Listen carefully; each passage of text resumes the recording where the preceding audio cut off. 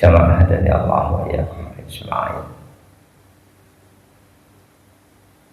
Alhamdulillah, Allah izinkan kita tetap menghadiri majelis ilmu, lebih-lebih di bulan Ramadan. Rasulullah menjanjikan semua amal soleh akan dilipat gandakan. Semoga Allah berikan pada kita hidayah dan taufiknya untuk dapat melaksanakan semua perintahnya, terkhusus perintah puasa, tidak sekedar sah secara fikih, melainkan juga diterima oleh Allah Subhanahu wa ta'ala. Titik lemah mayoritas manusia dalam melaksanakan perintah Allah hanya fokus pada memenuhi ketentuan fikih. Sholat sekedar memperhatikan syarat rukunnya. Sisi akhlak, kekhusyuan diabaikan, akan menyebabkan sholat kita sah tapi tidak diterima. Demikian juga puasa, fokus di sisi fikih, semenjak terbit fajar sampai terbenam matahari, tidak mengerjakan hal-hal yang membatalkan puasa. Sah puasa kita, tapi ketika sisi akhlaknya kita abaikan, puasa seperti itu Allah nggak ada hajat. Puasa yang akan diterima, yang memenuhi ketentuan fikih, segala hal yang membatalkan puasa kita tinggalkan, dan juga memenuhi ketentuan akhlak. Semua jenis perbuatan dosa, baik dosa mulut atau dosa anggota tubuh yang lain, tinggalkan. Siapapun yang berpuasa ketika perbuatan dosa masih sengaja dia lakukan, bahkan meskipun dosanya dosa terkecil, katakanlah dosa mulut berbohong, Allah nggak ada hajat dengan puasa orang yang seperti itu.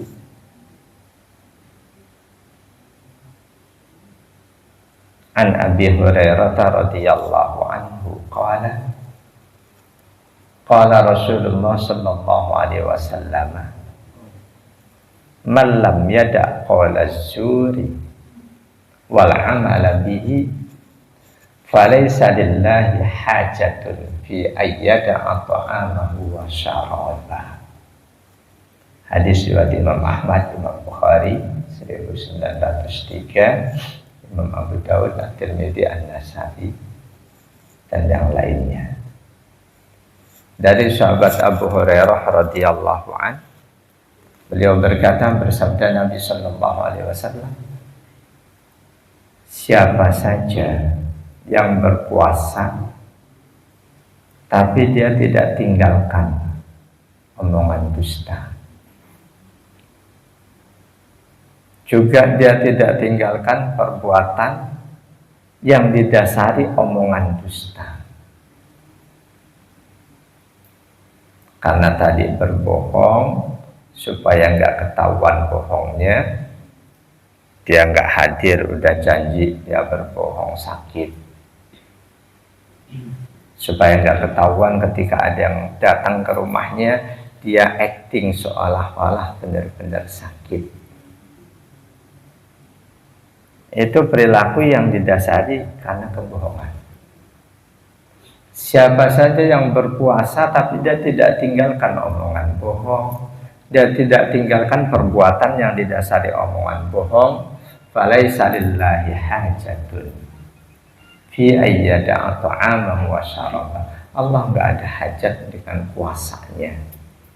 Allah nggak peduli walaupun dia kelaparan, kehausan, dia tinggalkan makannya, dia tinggalkan minumnya. Karena itu, daripada melakukan hal yang dosa, kalau pilihannya dua, dosa atau tidur, ya lebih baik tidur. Memang hadis naumus shaim ibadah, tidurnya orang puasa ibadah, itu hadis dhaif. Tapi daripada kita melakukan dosa, tidur itu lebih baik. Walaupun sudah tentu jangan itu yang kita pilih.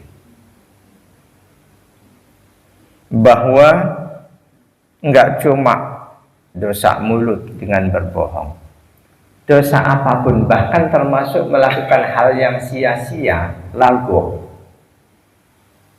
bisa menyebabkan puasa kita nggak ada nilainya di hadapan Allah. Tidur tetap ada manfaatnya. Kita tidur daripada kita dosa, tidur daripada melakukan hal yang sia-sia. Dengan tidur niat kita nanti malam kita bisa lebih konsentrasi ibadah, ada manfaatnya. Di hadis yang lain bahwa perbuatan sia-sia pun bisa menghilangkan makna puasa, nilai puasa. Riwayat Ibnu Huzaimah, Al-Baihaqi, Al-Hakim, kata Imam Al-Hakim, hadis ini sahih, memenuhi kualifikasi sahih Muslim. An Abi Hurairah radhiyallahu anhu qala Rasulullah sallallahu alaihi wasallam, laisa syiyamu minal aqli wasyurbi, innamas syiyamu minal lagwi warrafasi, fa in sabaka ahadun aw jahila alaika faltaqul inni sha'im, inni sha'im. Dari sahabat Abu Hurairah radhiyallahu anhu, beliau berkata, bersabda Nabi sallallahu alaihi wasallam, bukanlah yang disebut puasa itu sekedar puasa dari makan dan minum. Yang disebut puasa bukan sekedar meninggalkan makan minum. Innamas syiyamu minal lagwi warrafasi. Puasa itu di samping tinggalkan makan minum, juga tinggalkan al-lagwi, perbuatan yang sia-sia. Dalam hadis yang lain, ma la yakni, perbuatan yang tidak bermakna. Warrafasi, dan juga tutur kata yang tidak baik. Bahkan Rasul contohkan, fa in sabaka ahadun aw jahila alaik. Ketika kamu sedang puasa kok terus dicerca, dicaci maki oleh seseorang, ada orang melakukan tindakan bodoh kepadamu, jangan dilayani, jangan dibalas. Faltakul, jawablah, inni shaim. Dulu sudah kita bahas makna inni shaim itu apa. Bisa jadi diucapkan langsung ketika orang mencela kita, aku lagi puasa, aku nggak akan layani kamu. Ada yang memahami dalam hati, dimanapun kita berada, dicela orang dalam hati, aku sedang puasa, aku sedang puasa. Jamaah dari Allah ya kembali. Semoga semakin hari puasa kita semakin baik. Di luar itu ada hal lain yang juga harus kita perhatikan. Di setiap kali kita akan melakukan ibadah, hati harus bersih dari berbagai macam kotoran hati. Dendam, marah, benci, cinta berlebihan, benci berlebihan, ujub, sum'ah, riya, itu semua sampah kotoran hati. Terutama sampah kotoran berupa keyakinan syirik. Harus wajib tidak ada bersemayam di hati kita keyakinan syirik. Karena sebaik apapun secara fikih kita melaksanakan ibadah, bahkan sebaik apapun secara akhlak kita mengerjakan ibadah, ketika dalam hati kita masih ada keyakinan syirik, maka sebaik apapun ibadah kita, Allah akan abaikan. Andaikan orang kita kenal sebagai orang soleh, mati tapi ternyata dalam hatinya ada keyakinan syirik, Allah haramkan dia masuk surga, tempatnya neraka.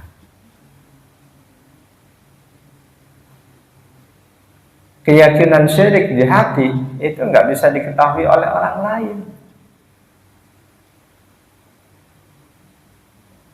Kita sekedar doain aja saudara kita, semoga Allah bersihkan hatinya dari keyakinan syirik, dari semua kotoran, penyakit, dan sampah hati. Jadi ketika seseorang mati walaupun selama hidupnya rajin ibadah, tapi ternyata dalam hatinya ada keyakinan syirik, naudzubillah, Allah haramkan masuk surga, tempatnya neraka. Di Al-Maidah ayat 72. A'udzubillahi minasyaitonir rajim. Innahu may yusyrik billahi faqad harramallahu alaihil jannata wa ma'wahun nar wa ma lidzalimina min ansar. Al-ayat. Sesungguhnya may yusyrik billah, siapa saja yang menyekutukan Allah, siapa saja yang ada keyakinan syirik dalam hatinya kepada Allah, faqad harramallahu alaihil jannah, maka sungguh Allah haramkan untuknya surga. Wa ma'wahun nar, tempatnya neraka. Wa ma lidzalimina min ansar, enggak ada satupun yang bisa menolong orang-orang yang zalim, orang-orang yang ada keyakinan syirik di hati. Tentu di sini kita harus ngaji apa yang disebut dengan syirik. Jangan bayangkan syirik itu cuma seperti orang yang menyembah Allah sekaligus menyembah Tuhan yang lain. Enggak cuma itu syirik. Ketika kita yakin sepenuhnya ternyata enggak cuma Allah yang bisa menyembuhkan sakit, dokter anu juga bisa menyembuhkan sakit, itu keyakinan syirik. Ketika ada keyakinan kita petani di kampung bahwa supaya panen kita subur, pertanian kita subur, kita harus kasih sesaji ke Dewi Sri, kalau enggak bakalan subur, itu termasuk keyakinan syirik. Jadi sebaik apapun ibadah kita jalankan, ketika dalam hati masih ada kotoran sampah hati yang paling busuk, keyakinan syirik, Allah akan abaikan. Jadi sebelum ibadah, termasuk sebelum puasa, bersihkan hati dari sampah kotoran hati. Termasuk bersihkan dari semua sampah kotoran hati dengan tujuan supaya hati kita tenang, tentram. Cuma di dalam hati yang tenang, yang tentram, yang bersih dari sampah, keimanan kita akan tumbuh subur. ketika keimanan kita tumbuh subur, ketika di setiap relung hati kita dipenuhi benih keimanan, dipenuhi nilai-nilai keimanan, maka setiap apapun yang Allah perintahkan selalu kita jalankan semata-mata karena Allah, bukan karena yang lainnya. Orang yang seluruh relung hatinya dipenuhi iman, dia laksanakan perintah Allah pasti karena iman. Dia tinggalkan larangan Allah juga pasti karena iman. Melaksanakan perintah Allah semata-mata karena iman kepada Allah, itu satu jaminan bahwa ibadah kita itu akan diterima oleh Allah, termasuk puasa kita. An Abi Hurairah radhiyallahu anhu qala Rasulullah sallallahu alaihi wasallam, man shoma Ramadana imanan wahtisaban ghufira lahu ma taqaddama min dhanbi. Barang siapa atau siapa saja yang puasa Ramadan imanan semata-mata karena iman, dia laksanakan puasa cuma karena dorongan imannya, bukan karena yang lain. Wahtisaban, dia laksanakan puasa cuma mengharapkan balasan dari Allah. Puasa yang seperti itu dilakukan murni karena iman pada Allah.